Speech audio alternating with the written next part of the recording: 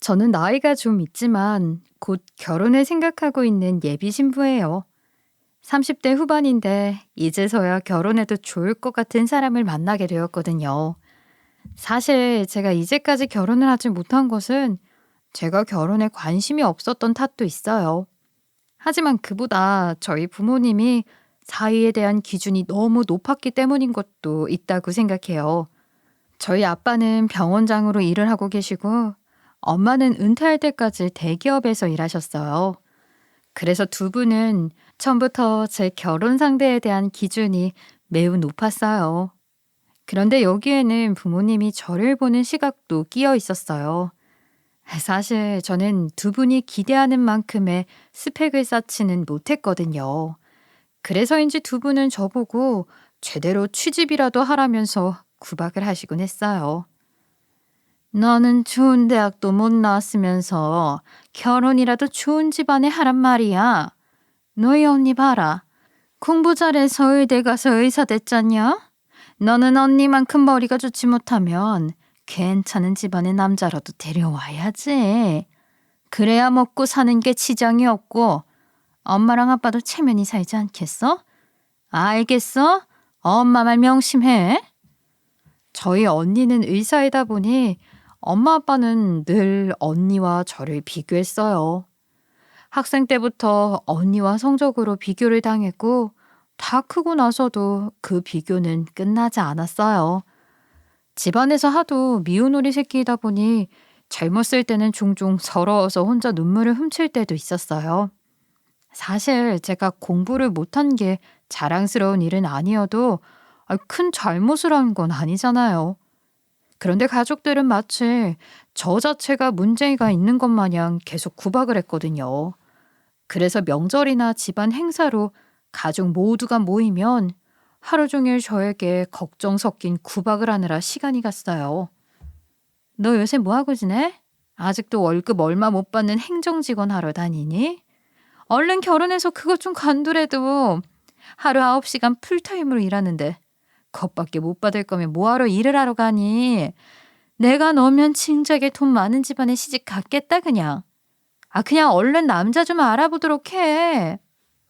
그래, 넌 언제까지 이러고 살 거냐? 아빠가 병원 운영하면서 남부럽지 않게 키웠는데 대학도 그것밖에 못 가고 의사도 못 되고 이렇게 살고 있잖아. 아빠도 좀 주변에 네 자랑 좀 해보자. 하다못해 신랑감이라도 제대로 데리고 오란 말이야. 제대로 된 신랑감을 데리고 오지를 않으니 지금까지 결혼도 못하고 애도 못 낳고 엄마가 얼마나 애가 타는 줄 알아? 정신 좀 바짝 차리고 좋은 신랑감 좀 데리고 오래도 엄마 아빠가 소개해준 사람들은 마다하고 왜 이상한 놈들만 데리고 오냐는 말이야? 가족들이 저에게 이런 이야기를 할 때면 제 자존감도 팍팍 깎여 나갔어요. 그래서 피하고 싶었지만 가족들이 피하기도 쉽지만은 않았죠. 엄마, 아빠, 언니 할 것 없이 저에게 좋은 집안의 남자와 결혼하라고 했어요. 하지만 제가 원하는 것은 그저 저를 사랑해주고 행복하게 살아갈 남자였죠. 부모님도 언니도 그것을 몰라주고 저를 구박하기 바빴어요.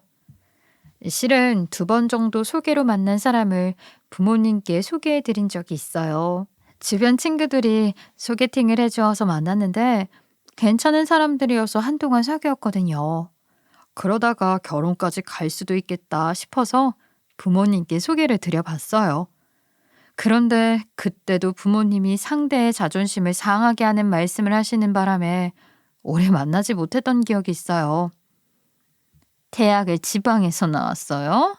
어머, 그런 줄은 몰랐네. 우리 집안이 다 공부를 잘하거든요. 솔직히 학력이 별로면 집안에 돈이라도 많아야 한다고 생각하는데 제 입장에서는 여러모로 참 아쉽네요. 이런 말을 대놓고 하는데 어떤 남자가 저와 결혼을 하려고 하겠어요. 저희 부모님은 평소에 참 좋은 분들이신데 제 결혼 앞에서는 꼭 이런 식으로 몰상식한 행동을 하셨거든요. 아니나 다를까 저희 부모님을 만나고 난 후 사귀던 모든 사람이 저에게 이렇게 말하더라고요. 자기야, 정말 미안해. 내가 며칠 동안 생각을 해봤는데 내가 자기네 집안에 장가를 들지 못할 것 같아. 자기네 집안이 굉장한 건 알아. 하지만 내가 그 집안에 맞을 만한 사람은 아닌 것 같아. 행여나 결혼한다고 해도 계속 미움 박힌 채 살게 될 것 같아서. 정말 미안해. 우리 여기까지만 하자. 제가 이런 일을 2번이나 겪고 나서 엉엉 울면서 부모님한테 항의를 한 적도 있었어요.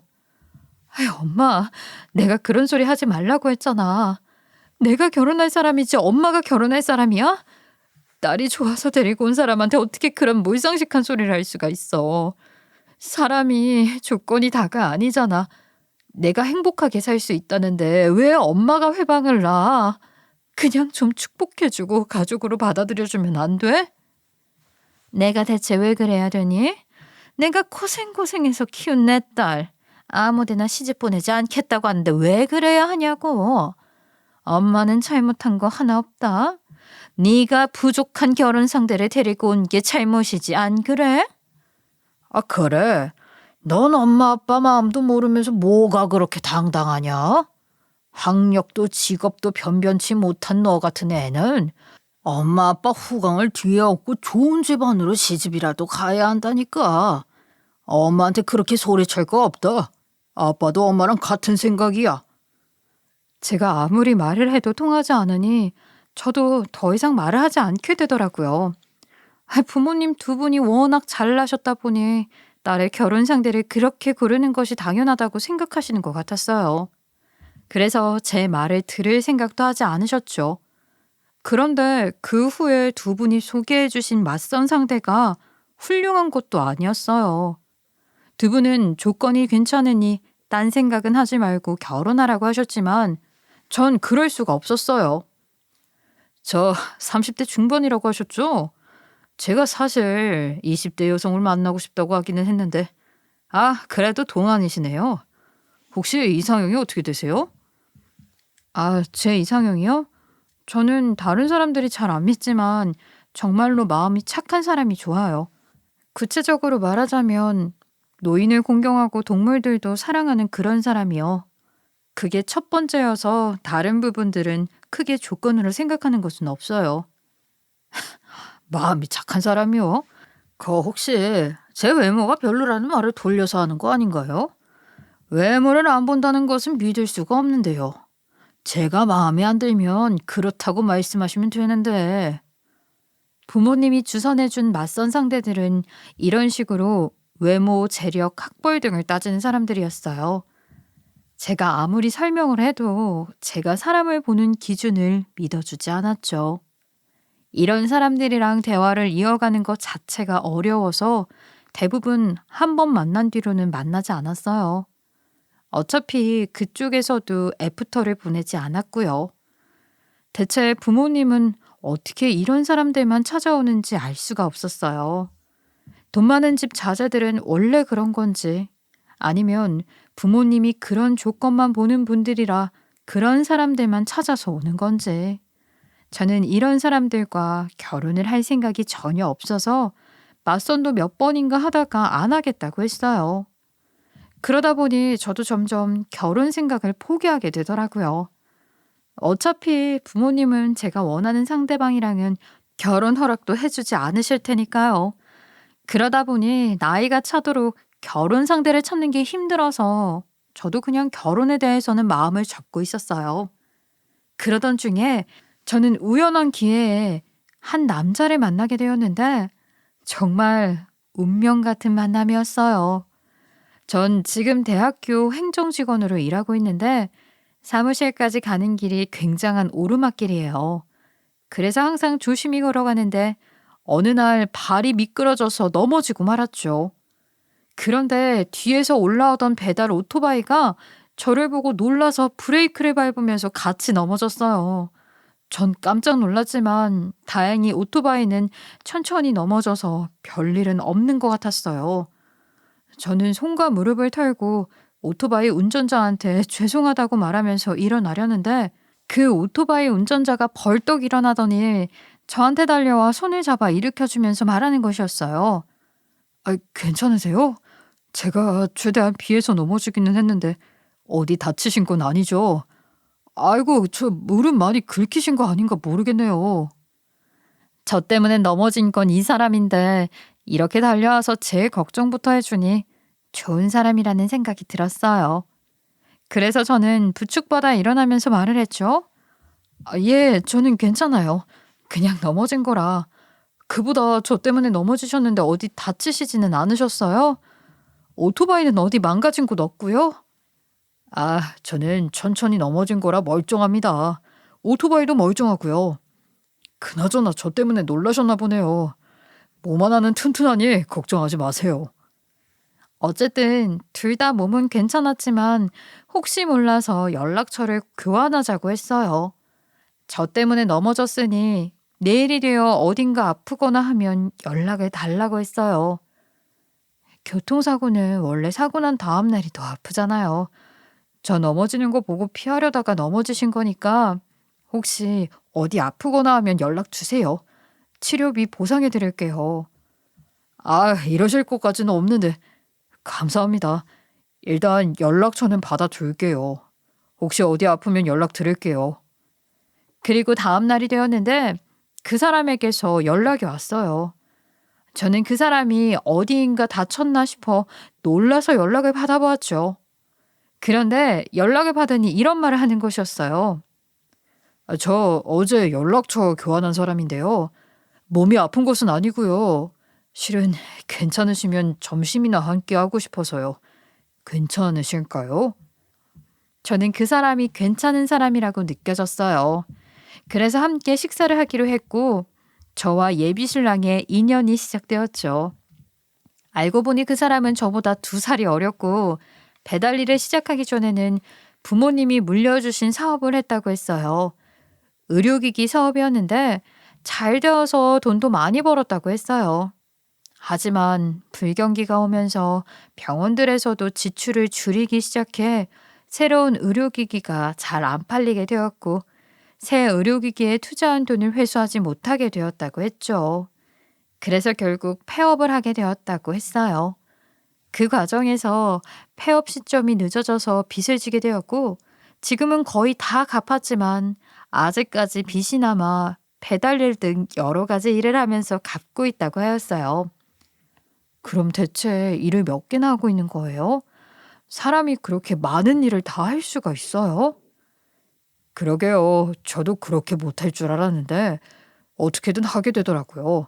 요새는 새벽에 생수 배달하는 일이 돈을 많이 받거든요. 새벽에 일어나서 그거 하고 낮부터 오후까지 배달 일하고 저녁에는 술집 주방에서 일도 하고 그러다 보면 자는 시간이 뭐 3-4시간밖에 안 되는 날도 있어요. 하지만 생각보다 돈은 쏠쏠하게 벌어요. 그러다 보니 몇 년이 지나서 어느새 빚도 거의 다 갚았네요. 와, 대단해요. 나 같으면 그렇게까지는 못할 텐데 정말 굉장하시네요. 존경스러워요. 저는 그 사람과 여러 번 만나면서 서로를 알게 되었고 그 사람에게 끌려 사귀는 사이로 발전하게 되었어요. 함께 있으면 대화가 잘 통해서 즐겁고 시간이 빨리 흘러가 버렸죠. 그리고 제가 바라던 마음이 따뜻한 사람이기도 했어요. 같이 길을 걷다가 할머니들이 짐을 끌고 건널목을 건너는 것을 보면 쫓아가서 들어드리고 길고양이들 준다고 가방에 사료를 넣어서 다니고는 했거든요. 저는 그렇게 마음 따뜻한 사람 곁에 있는 것이 좋았기 때문에 사귀게 되었어요. 그렇게 한동안 사귀다가 그 사람이 저에게 먼저 프로포즈를 했어요. 자기야, 내가 지금은 힘든 상황이지만 열심히 일해서 빚을 거의 다 갚았거든. 몇 개월 후면 빚을 모두 갚아. 혹시 그때가 되면 나랑 결혼해 줄래? 빚을 다 갚는다고 해도 내가 가진 것이 많지는 않지만 무엇이든 해서 다시 일어설게. 돈 많이 벌어서 자기 고생시키지 않도록 할게. 지금은 내가 비록 말로 하는 약속밖에는 못하지만 약속을 지킬 자신은 있어. 정말 후회하지 않도록 할게. 그러니까 나랑 평생 같이 살아줘. 저는 예비 신랑의 마음이 정말로 기뻤고 좋다고 말을 했어요. 결혼을 약속하게 된 우리는 매우 행복했죠. 하지만 결혼을 약속함과 동시에 제 마음속에는 숙제와 같은 고민이 떠올랐죠. 바로 부모님께 예비 신랑을 소개시켜야 한다는 것이었어요. 사실 저는 이때까지만 해도 예비 신랑에게 우리 부모님 이야기는 일절 비밀로 하고 있었어요. 예비 신랑이 궁금하다고 물어봤을 때도 나중에 이야기해 주겠다고 말을 돌렸죠. 예비 신랑에게 우리 부모님의 직업을 말하는 순간부터 결혼에 대한 걱정 이야기가 안 나올 수 없을 것 같았거든요. 그래서 예비 신랑에게 말하지 않고 있었는데 이제 결혼 이야기까지 나왔으니 예비 신랑을 부모님에게 소개하지 않을 수가 없었어요. 하지만 부모님께 예비 신랑을 소개할 생각을 하니 또 다시 부담이 이만저만이 아니었어요. 이번에는 좋은 사람이어서 진심으로 결혼을 하고 싶은데 부모님이 또 몰상식한 행동을 해서 예비 신랑에게 상처를 주고 혼담이 깨질 것 같았거든요.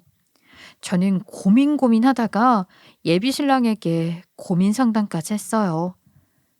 자기야, 있잖아. 나한테 프로포즈 해줘서 정말 기뻐. 그런데 사실 우리 부모님이 엄청 까다로운 분들이셔.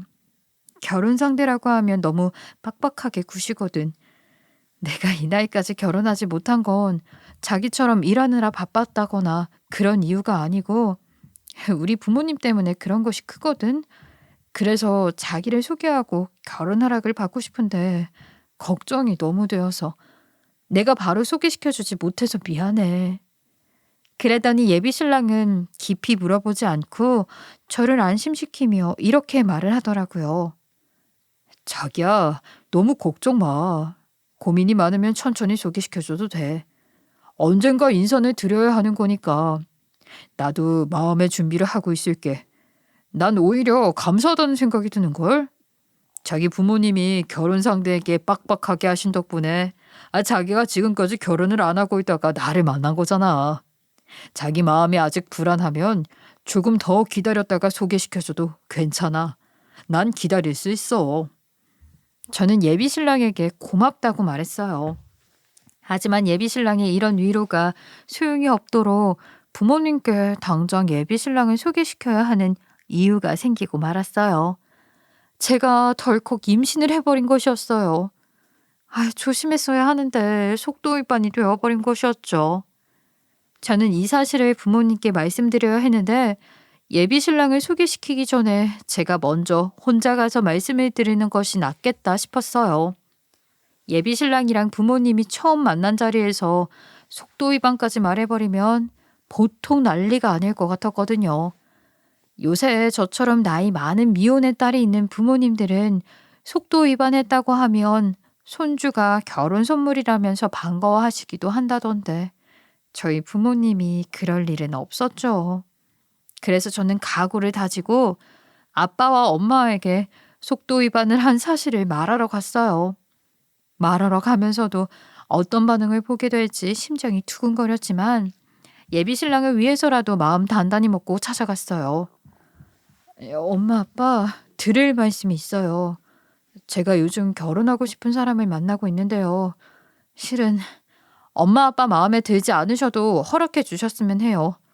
왜냐하면 제가 속도 위반을 해버렸거든요. 아니나 다를까 제 말을 들은 두 분 모두 입을 떡 벌린 채 아주 경악을 하셨어요. 그리고 어쩌다가 그랬냐면서 난리를 치셨어요. 얘가 정말 미친 거니? 일사집안 딸이 나이가 다 쳐서는 속도 위반이라니? 그렇게 체면 떨어지는 일이 어딨어? 엄마 얼굴 못 들고 다니는 꼴 보려고 그래? 아니 이게 무슨 소리야 대체? 아이고, 너 정말 이럴 거냐? 엄마랑 아빠가 너를 얼마나 애지중지 키웠는데 결혼할 생각이라고는 요만큼도 없어 보이더니 뭐 어째? 속도 위반? 너 어디서 그런 가정교육을 받았어? 엄마 아빠는 너 그렇게 키우지 않았다? 그렇게 두 분은 한참 저를 야단치셨어요. 듣고 있자니 괴로웠지만 어느 정도는 예상했던 일이라서 저는 꾹 참고 있었죠. 그렇게 한참을 난리를 치시더니 조금 진정이 되었는지 부모님은 곧 저에게 이렇게 물어보셨어요. 그래서 상대 남자는 누군데? 뭐 하는 남자니? 외모, 학력, 집안 내력 전부 말해봐. 너 별로인 남자랑 속도 위반한 거면 엄마 아빠가 진짜로 가만 안 둘 줄 알아? 저는 한참을 망설이다가 솔직하게 말을 했어요. 사업을 하다가 실패를 겪고 이제 일어서고 있는 사람이라고요. 지금은 배달 일이랑 이것저것 하고 있는데 빚을 거의 다 갚았고 다 갚고 나면 결혼하자고 약속했는데 그 전에 속도 위반을 한 것이라고 말했어요. 제 말을 들은 엄마는 당연히 머리를 짚고 소파에 쓰러지듯이 앉아 앓는 소리를 끙끙 내셨어요. 그런 엄마의 모습을 각오하고 말한 것이었지만 참으로 좌불안석이었죠. 조금 진정을 한 엄마는 저에게 한참 화를 내셨어요. 얘가 진짜 제정신이 아니야. 학원 많은 남자들 중에 고작 페달부랑 눈이 맞아? 거기에다 임신까지 했다고? 내가 너를 어떻게 키웠는데 고작 그런 남자를 만나서 임신까지 해서 오는 거야. 아우, 내가 정말 어이가 없네 진짜로. 아이고 정말 기가 차네. 너 배달부랑 결혼할 생각 조금도 하지 마라. 고작 그런 남자랑 결혼하겠다고 하면 이 아빠는 너 안 보고 살 거야. 이 배응망덕한 것. 딸 걱정밖에 없는 부모님한테 어떻게 이런 소식을 가지고 올 수가 있어? 저는 마음이 많이 불편했지만 그래도 끝까지 부모님에게 예비 신랑이 얼마나 좋은 사람인지 설명을 하려고 노력했어요. 엄마, 아빠, 너무 그러지 말고 들어보세요. 예비 신랑은 정말 좋은 사람이에요. 지금 당장은 돈이 없지만 그 많은 빚을 성실하게 갚은 사람이고 능력이 좋으니 뭐든 또 잘할 수 있는 사람이에요. 그리고 그 이전에 저를 얼마나 사랑해 주는데요. 저는 그것만으로도 그 사람이랑 결혼할 수 있어요. 저는 아빠, 엄마랑 달리 사람의 외적인 조건이 그렇게까지 중요하지 않아요. 제 행복을 바라신다면 이번에는 결혼을 허락해 주셨으면 좋겠어요. 저는 눈물까지 흘려가며 거의 읍소하듯이 말했지만 부모님은 제 말을 듣지는 않으셨어요. 아빠는 저에게 크게 노해 말씀하셨어요. 듣기 싫다. 너 이럴 거면 집 나가라. 그 남자랑 결혼할 거면 아빠는 접시물에 코 박고 죽는 게 나아. 병원장 딸이 배달부랑 눈이 맞아서 속도 위반까지 했다니. 주변 사람들이 들으면 다 웃을 거다. 이 아빠의 차면은 이렇게 깎아 먹어야겠냐? 내가 정말 할 말이 없다. 전 결국 부모님이 예비 신랑과 결혼하는 것을 허락받지 못했어요. 그래서 눈물을 흘리며 부모님 댁에서 나올 수밖에 없었죠.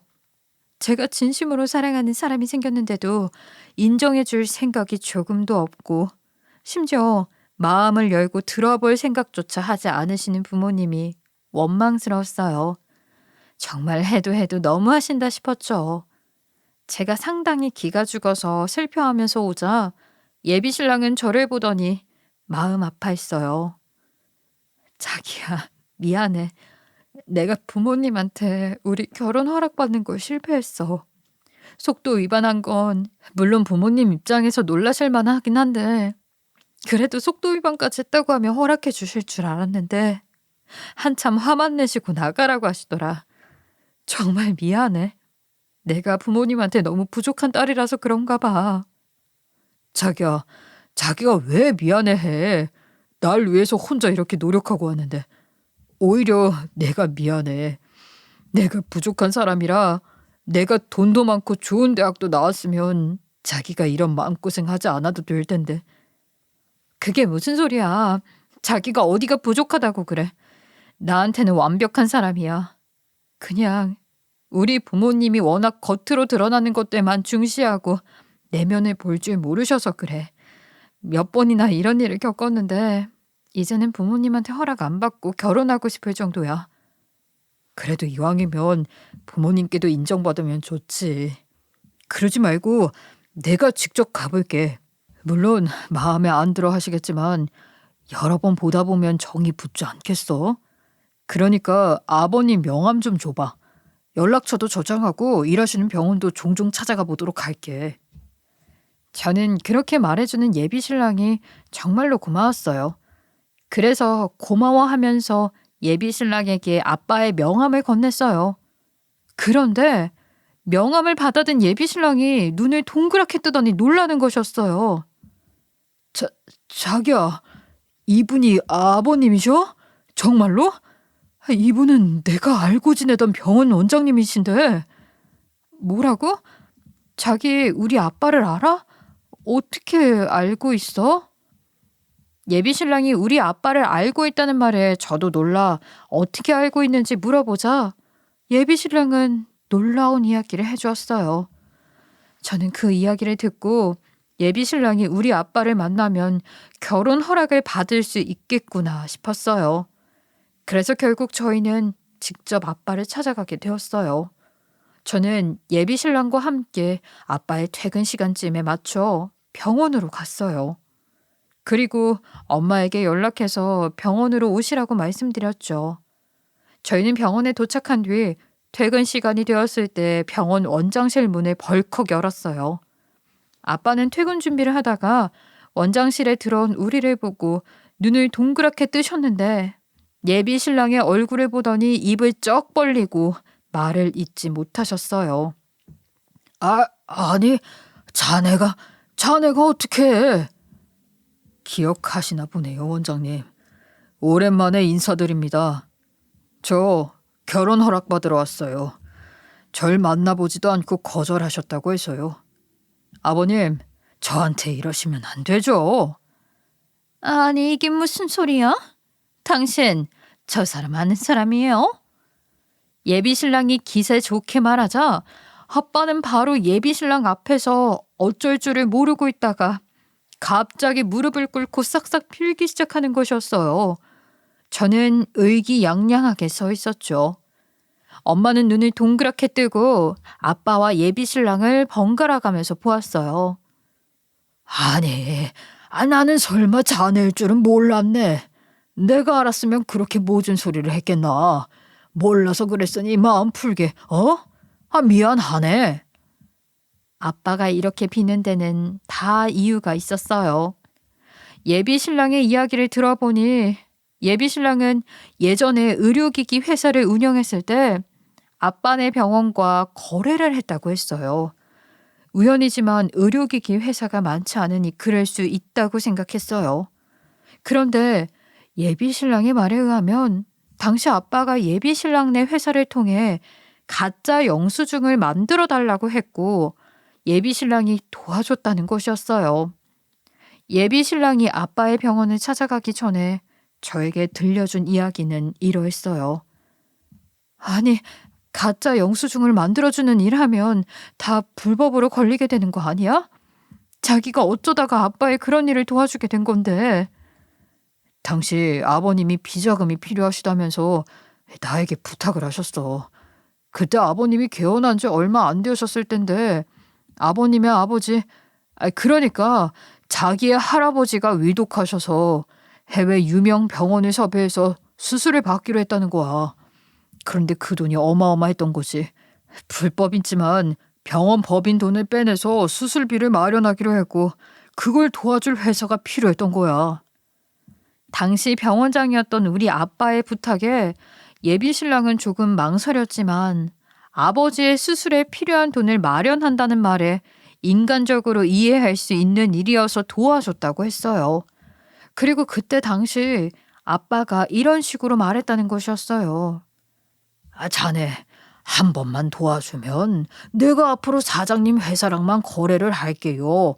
앞으로 꼭 약속할 테니까 어려운 부탁인 것은 알지만 좀 도와줘요. 예비 신랑은 그런 약속이 없어도 아빠의 부탁을 들어주려고 했다고 했어요. 그래서 예비 신랑네 의료기기를 아빠네 병원에서 산 것처럼 영수증을 꾸미고 그 현금을 아빠가 가져간 것이었죠. 불법이었지만 큰 비자금을 마련하기 편한 방법이었을 테니까요. 덕분에 예비 신랑네 세금이 올라갔지만 그 후로 아빠가 예비 신랑네 회사에서 의료기기를 꾸준히 사주기는 했다고 했어요. 약속처럼 예비신랑네 회사랑만 거래를 한 것은 아니었지만요. 그런데 예비신랑네 회사가 망했을 때 아빠는 별다른 도움을 주지 않았다고 했어요. 선생님, 저희 회사가 많이 어려워졌습니다. 제가 이런 부탁을 드리는 게 죄송한 일인 것은 알지만 혹시 저의 의료기기를 몇 개만 구입해 주실 수 있을까요? 그러면 당장은 좀 살 것 같아서요. 이제까지도 꾸준히 구입해 주셨지만 한 번만 좀 도움을 주실 수 있을까 해서요. 아하, 이 사람 뭐 하는 거야, 지금? 자네가 망한 거랑 나랑 무슨 관련이 있다고? 그리고 지금까지 구입한 것만 해도 충분하지 않아?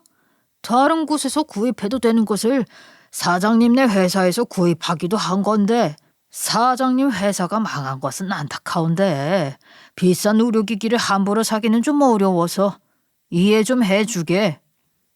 아빠가 이렇게 딱 잘라 말해서 예비신랑은 많이 섭섭했지만 그럴 수 있다고 생각하고 넘어갔다고 했어요.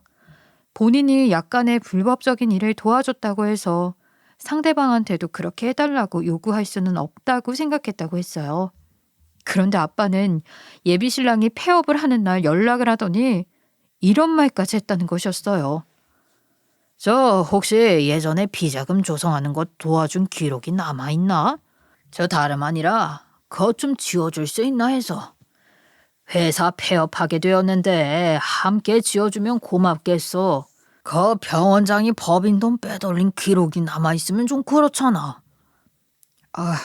그것 때문에 연락을 주셨군요. 저는 저희 회사를 좀 도와주시려는 줄 알았어요. 예, 걱정하지 않으셔도 그 일 때문에 곤란을 겪으실 일은 없을 겁니다. 예비신랑은 사업이 기울었을 때 아빠가 도와주지 않은 것도 섭섭했는데 폐업하는 날 연락해서 본인의 사정만 말하는 것을 보고 그때 아빠에게 좀 많이 실망했다고 했어요. 그래서 말로만 기록을 지우겠다고 하고 지우지 않고 남겨뒀다고 했죠. 그걸 어디에 써먹거나 신고할 생각은 없었지만 그때는 그냥 억울해서 남겨뒀다는 것이었어요. 그 이야기를 듣고 나니 저 같아도 섭섭했을 것 같더라고요. 그래서 저에게 고백하듯이 말하는 예비 신랑에게 괜찮다고 말해 주었어요. 그렇게 회사가 망하고 몇 년을 빚을 갚아 재기를 하게 된 건데 병원장님을 다시 만나게 될 줄은 몰랐어. 그것도 내 장인어른이 될 뿐이라니 정말 의외의 인연이기는 해.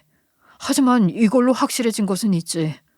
병원장님이 나를 차갑게 내치기는 쉽지 않으실 거야. 걱정 마 자기야. 내가 어떻게 해서든 결혼 허락 받아내 볼게. 그래서 저희 둘은 당당하게 아빠가 계신 병원으로 온 것이었어요. 아빠가 예전에 신세까지 졌던 업체의 사정을 외적 조건만을 이유로 내칠 수는 없을 거라고 생각했으니까요. 적어도 인성에 대해 흠을 잡기는 어려우시겠죠. 그렇게 아빠를 만나러 온 예비 신랑은 아빠를 설득했어요. 아버님, 그때 기억나시죠? 저에게 비자금 기록 지워달라고 하셨던 것이요. 그 기록은 안 지우고 가지고 있습니다. 그걸로 뭘 하려는 건 아니었지만 굳이 지울 필요도 없어서요. 그때 제가 많이 섭섭했거든요. 그런데 이렇게 다시 만나다니 인연은 인연이긴 한가 봅니다. 제가 따님이랑 결혼해서 행복하게 잘 살고 싶은데 아버님도 축복해 주실 거죠. 사실 부모님 허락이 없어도 이 정도 나이 되면 원하는 사람과 결혼해도 되는 것인데 따님이 참 착하신 것 같아요. 부모님께 이렇게 결혼 허락을 받으러 오는 것을 보면요. 어쨌든 이왕이면 부모님의 축복이 있으면 좋잖아요. 그리고 아버님도 아시겠지만 제가 사람 됨됨이 하나는 좋지 않습니까? 예비 신랑이 이렇게 말을 하자 아빠는 할 말이 없었는지 가만히 있다가 이렇게 말했어요. 그때는 내가 미안했네. 내가 무서운 게 없어서 이기적으로만 생각했어. 그때는 내 아까리만 생각하는 사람이었는데 이 정도 나이 살아보니 변했다네. 섭섭했다면 미안했어. 그러니 내가 부탁했던 비자금 기록 같은 것도 잊어주게. 아빠는 이렇게 미안하다고 예비 신랑에게 비는 것이었어요. 그런 아빠를 보면서 예비 신랑이 말했어요. 예, 너무 걱정 마세요. 제가 그 기록으로 신고를 하려고 했다면 진작에 했을 겁니다. 하지만 그 돈은 제 아내가 될 따님의 할아버지 수술비를 위해 그러셨던 거잖아요. 떳떳한 기록은 아니어도 인간적으로 이해할 수 있습니다. 저는 예전 일은 모두 용서했으니 걱정 마세요. 그저 저희 두 사람 행복하게 살 테니 결혼 허락만 해주시길 바랍니다. 예비신랑은 이렇게 결국 아빠를 용서했어요. 아빠와 엄마는 예비신랑 말을 듣더니 잠시 동안은 고민을 하시는 듯 했어요. 무슨 말인지는 잘 알겠나. 하지만 우리에게도 생각할 시간을 주지 않겠나? 그래도 오래 키운 딸의 신랑감인데 고민을 조금만 더 해보겠네. 최대한 빨리 연락을 줄 테니 일단 오늘은 돌아가 주게. 저는 아빠에게 그런 대답을 받고 병원에서 나왔어요. 하지만 속으로 이미 환호를 하고 있었죠. 아빠가 지어 보인 그 표정은 결국 허락하게 될 때의 표정이었거든요. 가족들만 알아볼 수 있는 표정이었어요. 아빠는 오래전 고마운 신세를 졌고 자신이 한 번 내쳐서 미안한 상대인 예비신랑을 받아들일 수밖에 없으실 것 같았어요. 그리고 며칠 뒤 저와 예비신랑더러 부모님 댁으로 오라는 아빠의 연락을 받았어요. 저는 그 즉시 결혼 승낙이 떨어질 것을 예상했죠. 저희는 양손에 과일 바구니를 들고 바로 부모님 댁으로 향했어요. 저희가 들어서니 엄마도 별말 없이 맞이해 주셨어요. 엄마가 내온 커피를 마시며 소파에 앉아있자 아빠가 헛기침을 여러 번 하더니 예비신랑에게 말씀하셨어요. 솔직히 배달부라는 말을 들었을 때는 깜짝 놀랐지만 딸이 데려온 사람이 자네라서 그나마 마음을 놓을 수 있게 되었네. 내가 결혼 허락 감세. 사실 우리 딸이 나이가 많아져서 누굴 만날 수는 있나 걱정이 되었거든. 그래도 자네라면 믿고 맡길 수 있지. 앞으로 잘 지내보세 사위. 나도 솔직히 여러모로 아쉽기는 해요. 하지만 우리 집이 이만큼 잘 살게 된 데 기여해주기도 했고 적어도 사람 하나는 참 괜찮다고 남편이 말하니까 큰맘 먹고 허락해주는 거예요. 딸 말만 떠나 열심히 돈 벌어야 할 거예요. 내가 딸 말만 믿고 드디어 딸이 좋다는 사람이랑 결혼 허락하는 거니까 각오 단단히 하라고요. 그럼요, 아버님, 어머님. 장인어른, 장모님. 제가 따님 행복하게 하겠습니다. 그리고 최선을 다해 돈도 많이 벌도록 할게요. 결혼 허락해 주셔서 감사합니다. 앞으로 아들 얻으신 것 같이 느끼시도록 최선을 다하겠습니다. 엄마 아빠 정말 감사해요. 나 이 사람이랑 꼭 결혼하고 싶었거든요. 저희 행복하게 살게요. 감사합니다. 아빠와 예비신랑은 웃으면서 손을 맞잡았어요. 전 기뻐서 눈물이 다 흐르더라고요. 아빠에게 예비신랑에 대해 이야기를 들은 엄마도 결국 결혼을 승낙하시게 되었죠. 그래서 우리는 본격적으로 결혼 준비를 시작하게 되었어요. 예비신랑이 갚을 빚이 아직 많이 남아 있었지만 속도 위반을 했다 보니 결혼 준비를 서두르게 되었거든요. 그런데 예비신랑이 빚을 갚으면서도 따로 돈을 모아두긴 했더라고요. 원래는 비상금이었다고 했어요. 근데 당연히 큰 돈이 아니어서 일단 저희 집에서 결혼식 비용을 부담해서 진행하기로 했어요. 부모님이 그렇게 마음을 먹으셔서 제 입장에서는 참 다행이었죠. 결혼식은 호텔에서 치러졌어요. 굉장히 성대한 결혼식은 아니었지만 저는 어떤 결혼식이든 만족스러웠어요. 그저 평생 반려자와 맺어지게 된 것만으로도 기쁜 일이었죠. 그런데 결혼식을 무사히 올린 후 출산까지 몇 개월을 남겨두고 예상하지 못한 일이 터지고 말았어요. 바로 아빠가 병원 법인의 돈을 빼돌린 사실이 낱낱이 드러나게 된 것이었죠. 그중에 남편이 도와준 부분은 빠져 있었어요. 남편이 그 사실을 신고한 적이 없었으니까요. 아빠를 신고한 사람들은 다른 의료기기 업체의 사장님들이었어요. 알고 보니 아빠는 그 이후로도 개인적인 사익을 위해 비슷한 일을 계속 해왔던 것이었어요. 아버님, 이게 다 무슨 일인가요? 어떻게 되신 거예요? 어쩌다가 이렇게 신고를 당하게 되셨어요? 그게 실은 내가 예전에 비자금 조성하는 거 도와달라고 했었잖아. 그 이후에 그거에 맞들려서 우리 아버지 수시비 같이 꼭 필요한 돈이 아니어도 가짜 영수증을 만들어 달라는 부탁을 자주 했어. 주로 의료기기 사업체 사장님들한테. 그런데 요즘 우리 병원이 어려워져서 의료기기를 전만큼 사주지도 않고 내가 여러 업체를 돌려가며 쓰니까 사업체 사장들이 불만을 폭발한 거야. 그래서 다 같이 뭉쳐서 나를 고발했어. 이거 어떻게 하지? 자네가 도와줄 수 없나? 이야기를 들어보니 아찔했어요.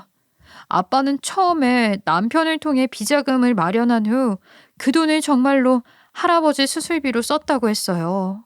그런데 그 후에 돈이 필요할 때마다 의료기기 업체 사장들한테 부탁해서 그런 식으로 돈을 융통해 왔던 것이었어요. 아빠는 차를 새로 뽑을 때, 호텔 회원권을 구입할 때, 해외에 골프 치러 나갈 때 등 개인적으로 사용하고 싶은 돈이 있으면 가짜 영수증을 만들어 왔던 것이었어요. 이제까지는 한 번도 문제가 된 적이 없어서 마음 놓고 그런 짓을 반복한 것이었죠. 하지만 사업체 사장들이 그런 기록을 지울 리가 만무했죠. 결국 상황이 안 좋아지자 다 같이 불만을 가지고 모여서 단체로 고소를 한 것이었어요. 자기네들도 벌을 받을 수 있다는 걸 알면서도 불나방같이 불에 뛰어든 것이었죠. 장인어른, 제가 어떻게 도울 방법이 없을 것 같아요. 저는 그 업계를 떠난 지가 오래이고 그 사장님들한테 기록이 다 남아있는 한 제가 뭘 해도 처벌을 막기는 어려울 거예요. 그저 지금이라도 자백을 해서 형을 줄이시는 것이 나을 것 같아요. 내가 정신이 나갔었나 봐. 매번 돈 끌어오는 게 용이하니까 아주 해이해졌던 것 같아. 이걸 다 어쩌지. 큰일이 났네. 큰일이 났어. 아빠가 매우 당황하셨지만 우리는 도울 방법이 없었어요. 차라리 자백을 하고 정당한 처벌을 받는 것이 나아 보였죠. 결국 불법적인 일을 반복해왔던 아빠는 벌을 받게 되었어요. 벌금형을 받고 업체 사장님들에게 보상을 하게 되었고, 업체 사장들 또한 아빠가 저지른 일을 돕고 눈 감아 주었다는 것에 대한 벌을 받았죠. 보상금은 상당한 액수였어요. 결국 아빠는 여기저기 돈을 대출받아서 여태까지 본인이 저질렀던 일에 대한 죗값을 다 받게 되었죠. 그러고 나자 병원은 정말로 곧 문을 닫을 것처럼 재정 상황이 위태로워졌어요. 그래도 어찌어찌 운영을 해나가면서 빚을 갚기 시작했죠. 아빠는 이미 업계에 소문이 퍼진 터라 병원을 살리려면 의사일에서 손을 떼어야 했어요. 그래야 이미 소문을 들은 사람들도 저희 병원과 거래를 다시 할 것이었죠. 그래서 아빠는 원장 직함만 유지하고 의사일에 손을 떼고 사실상 은퇴를 하시게 되었어요. 아빠가 은퇴를 하시고 나서 병원은 조금 더 수월하게 빚을 갚아나가기 시작했고 이제는 많이 회복을 하게 되었어요. 그런 경험을 한 뒤 아빠는 많은 생각을 하시게 된 것 같아요. 어느 날은 저희 부부를 부르시더니 이렇게 말씀을 하셨어요. 내가 생각을 해봤는데 지금까지 잘못한 것들에 대한 걸 벌받고 뉘우치기 위해 사위를 다시 만나게 된 것 같아. 예전에는 하늘 무서운 줄 몰라서 그렇게 당당했지. 이제부터라도 죄 짓지 말고 잘 살아야겠다는 생각이 드네. 손주도 곧 만나게 될 텐데 그 전에 깨닫게 되어서 얼마나 다행인가. 그리고 아빠는 사람을 직업과 능력으로만 보던 과거 또한 반성하고 있다고 말씀하셨어요. 그때는 일과 돈밖에 생각하지 않았던 것 같다면서 말이에요. 그래서 앞으로는 그런 과거를 청산하고 많이 반성하면서 살겠다고 말씀하셨어요. 전 상당히 감개무량했어요. 살다 보니 아빠에게 이런 말을 듣게 되는 날이 오기도 하는구나 싶었어요. 아무리 우연이었다고 해도 역시 제가 남편 하나는 잘 골랐다는 생각이 들 정도였죠. 얼마 후 제 출산이 임박했고 아이를 무사히 낳게 되었어요. 이제 저희는 아이를 낳고 행복하게 살고 있어요. 남편은 빚을 모두 갚은 뒤 아빠한테 투자를 받아서 새 사업을 시작했어요. 예전에 아빠라면 남편을 우습게 보면서 투자 같은 것은 절대 안 해주셨을 것 같아요. 하지만 남편이 아빠에게 투자를 부탁드렸을 때 아빠가 흔쾌히 허락을 하시더라고요. 저 장인어른, 제가 의료기기 대여 서비스 사업을 시작해 보려고 합니다. 예전에 하던 일을 기반으로 해서요. 요즘 시대가 초고령화 사회이다 보니 수요가 늘어나는 분야이기도 하고 요즘은 건강에 관심이 많은 젊은 사람들도 많고요. 앱도 만들고 서비스 홍보도 하려면 초기 자본이 좀 필요한데 본격적으로 투자자들 만나기 전에 장인어른께 먼저 여쭤보려고 왔습니다.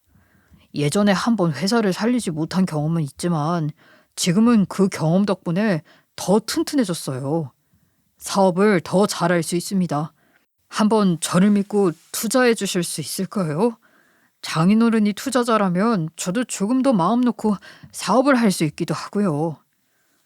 그래. 내가 자네라면 마음 놓고 투자할 수 있지. 그리고 내가 우리 사위한테 진 빚도 있지 않나. 이번에 정당한 방법으로 보답을 해야지. 내가 부족함 없이 투자할 테니 다시 사업 한번 해보게. 자네라면 얼마든지 다시 사업을 해낼 수 있을 걸세. 그렇게 남편은 다시 한번 사업을 시작했어요. 처음에는 미약했지만 차근차근 사업을 키워갔고 저도 할 수 있는 한 최선을 다해 도왔어요. 그래서 지금 남편은 제법 큰 돈을 벌고 있어요.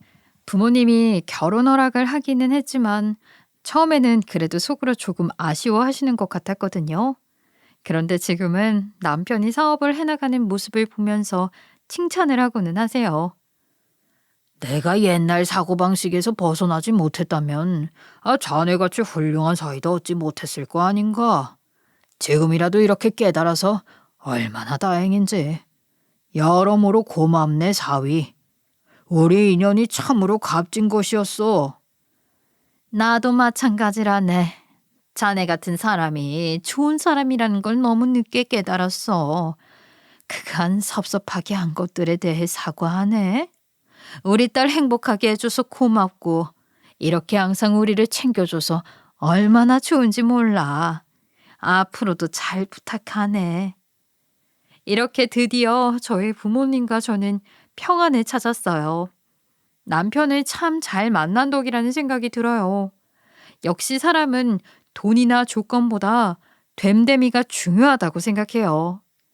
늦은 나이에 만난 인연이 결혼까지 이어진 것에 감사하면서 남편과 아이와 함께 행복하게 잘 살아가고 싶어요. 오늘 제 사연을 들어주셔서 감사하고요. 모두 매일 행복하시기를 바랄게요.